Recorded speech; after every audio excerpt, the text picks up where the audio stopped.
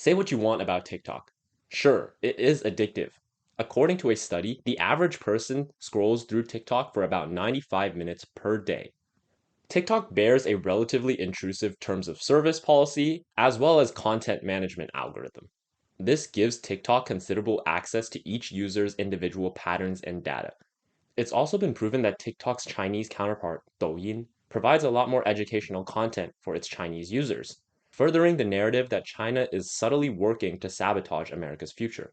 So, how is TikTok still available in the US even after all this controversy? Meet 40-year-old Singaporean Shou Chu, the man that underwent one of Congress's most brutal grillings in March this year. Chu was born on January 1st in 1983 to a mother who worked in bookkeeping and a father who worked in the construction industry. After completing his mandatory military service in Singapore's armed forces, he went on to continue his education at some of the world's top universities. Chu attained an economics degree from University College London and an MBA from Harvard Business School, which he then applied to his job as an investment banker for Goldman Sachs London branch. However, his first exposure to the world of social media would come during his time as an intern at Facebook, way before its initial public offering.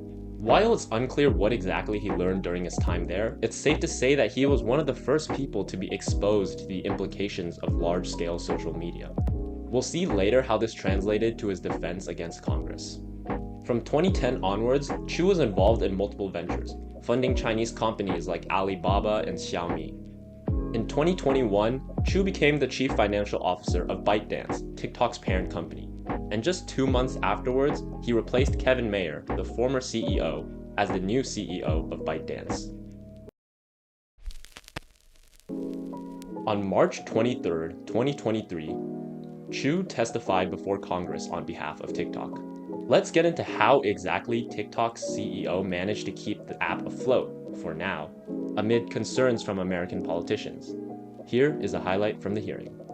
Whether the content that elicits a pupil dilation should be amplified by the algorithm.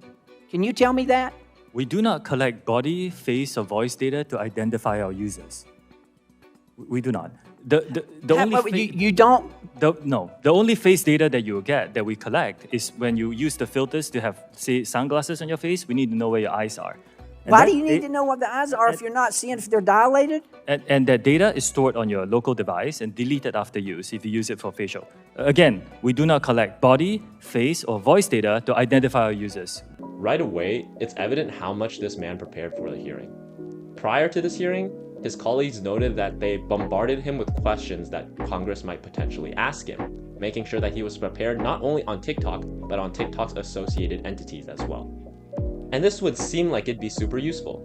The problem here is that the adversary in question is Congress, a governmental body full of politicians with limited knowledge on TikTok and its basic mechanisms. Mr. Chu, does TikTok access the home Wi-Fi network? Only if the user turns on the Wi-Fi. I'm sorry, I may not understand the So if I have a TikTok app on my phone and my phone is on my home Wi-Fi network, does TikTok access that network? And in the hearing, Congress people loved asking questions like these ones to create the implication of a possible connection to the CCP. Mr. Chu, do you agree that the Chinese government has persecuted the Uyghur population? Congresswoman, if you use our app and you open it, you will find our users who give all sorts of content. That's not my question. My question is, do you agree that the Chinese government has persecuted the Uyghur population? Well, it's deeply concerning to hear about all accounts of human rights abuse. My role here is to explain what our platform does on this. It's a pretty easy question. Do you agree that the Chinese government has persecuted the Uyghur population? Congresswoman, I'm here to describe TikTok and what we do as a platform. And as a platform, we allow our users to freely express their views on this issue and any other issue that matters to them. Well, you didn't answer the question. The first thing I'd like to point out here is that Chu actively avoids subjective topics. His goal as CEO is to represent his company, not his personal views. Congressional hearings are meant to produce facts and information that the public can act upon. And yet the congressperson here insists on taking a 180 and asking Chu on his personal views, which can only be seen as a futile attempt to try to draw a connection. I've seen people try and label this answering as evasive, but I think it is perfectly just here to not give a definitive personal statement due to the domino effect it can have on TikTok as a whole. And so here is the point summarized. Answer strictly about what is necessary and nothing more. Okay. So have you directed your engineers to change that source code? I am giving third-party access monitoring by experts. And Congressman, you are an expert on this. You could agree with me that no other company TikTok does source this. code is the same as Doan? What percentage? I can get back to you on the specifics. Okay, I'd appreciate that. Where was the source code for TikTok developed? Was it developed in China or in the United States? It's a global collaborative effort, like a lot of Was it code for a developed lot of companies. Was it developed in China? Some of it? Some of it is. Okay, at ByteDance. When it's compiled in the compilation process, can bytecode be manipulated? We've talked a lot about source code. What about the bytecode, the ones and zeros that actually execute on the device? Can it be manipulated?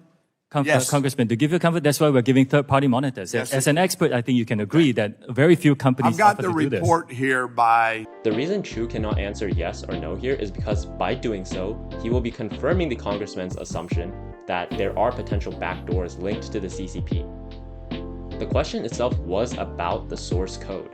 That is true. But in a previous statement, he heavily hinted towards the source code being directly tied to the CCP.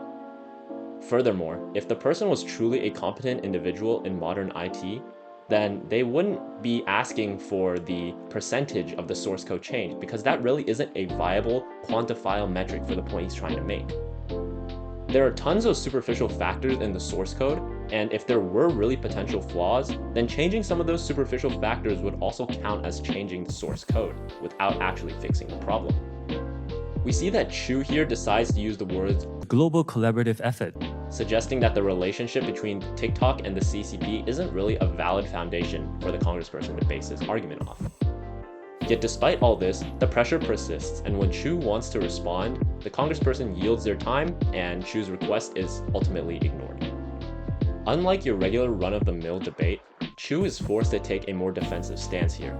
Yet even as he undergoes questioning from these, for lack of a better term, tech-illiterate individuals, he manages to calmly and passionately address every single one while maintaining the utmost respect.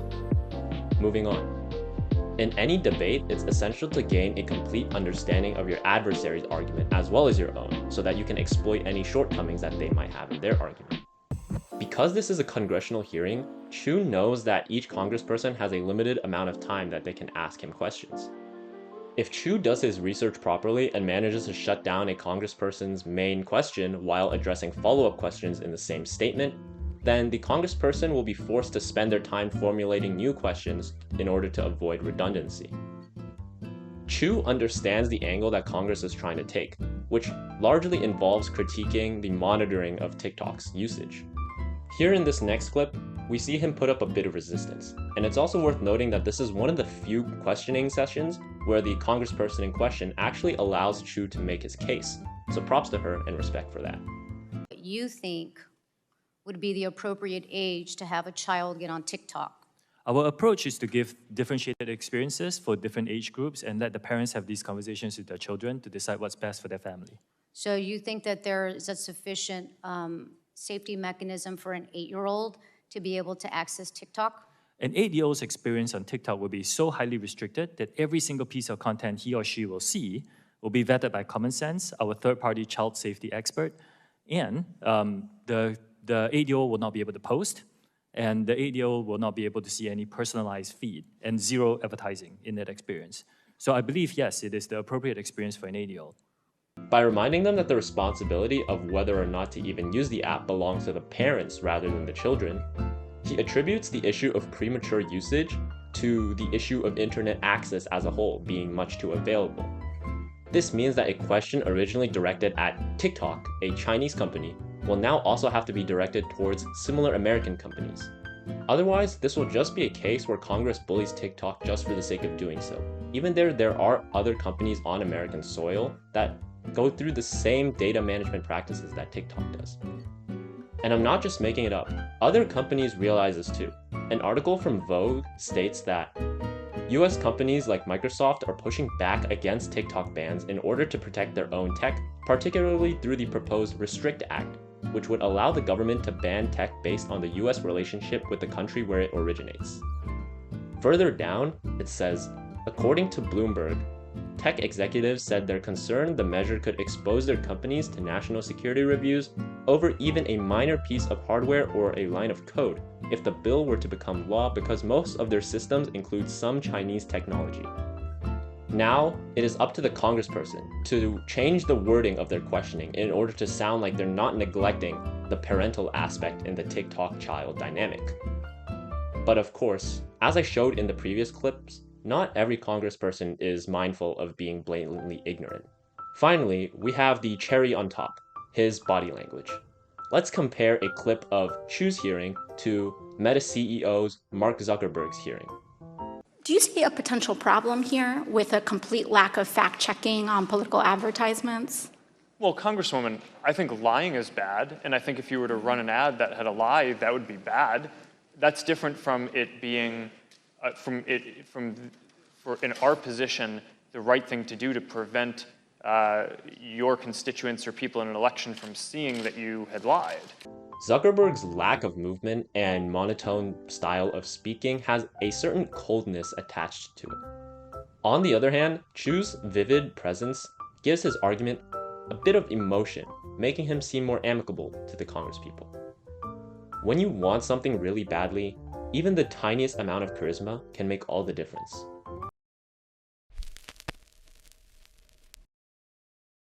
Now we know how the CEO of a multi-billion-dollar company handles high-pressure situations. But the thing is, you don't have to be rich or famous for those skills to apply to you. Number 1, be cool, calm, and collected. Speak at a moderate pace and speak confidently. 2, understand the question before you respond.